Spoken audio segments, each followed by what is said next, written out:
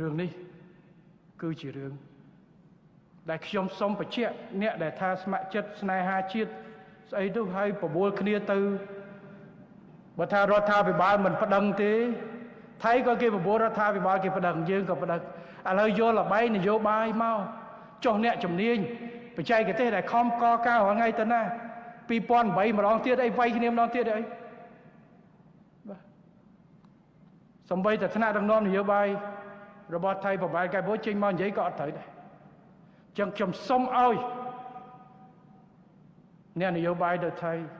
ប្រឌិតមើលប្រវត្តិសាស្ត្រឲ្យបានច្បាស់មើលតល័យកឲ្យបានច្បាស់យល់ឲ្យបានច្បាស់អំពីតម្រូវការក្នុងការដោះស្រាយបញ្ហាប្រកបដោយបច្ចេកទេសប្រកបដោយភាពទទួលខុសត្រូវ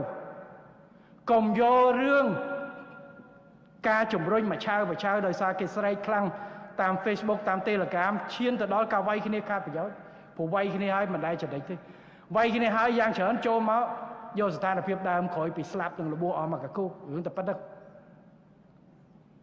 តិចអស់លេងទំនុកទុកចិត្តនៃប្រទេសទាំងពីរអញ្ចឹងសូមឲ្យអ្នកនយោបាយខ្មែរកុំជ្រុលនិយមជំរុញអានឹងជ្រុលពេក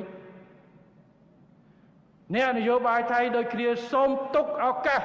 ឲ្យជំនាញរបស់ប្រទេសយើងទាំងពីរធ្វើការតាមជំនាញតាមក្របខ័ណ្ឌស្តង់ដារអន្តរជាតិដូចគេដូចឯងដើម្បីបញ្ចប់បញ្ហាប្រវត្តិសាស្ត្ររាប់រយឆ្នាំនេះដោយសន្តិវិធីដោះស្រាយជាដំណើរទុកឱកាសឲ្យខ្មែរយើងសហការគ្នាជាមួយថៃលើវិស័យផ្សេងទៀតកុំបង្កើតគ្នាជាសត្រូវអញ្ចឹងសូមកុំយកនយោបាយមកលូកលាន់ទៀតនៅក្នុងរឿងបច្ចេកទេសទុកឲ្យជំនឿទុកចិត្តឲ្យមន្ត្រីរបស់យើងទាំងសងខាងជឿទុកចិត្តគាត់ចុះស្នេហាជាតិពួកគាត់មានខ្លះមន្ត្រីខាងព្រំដែនរបស់យើងបាទ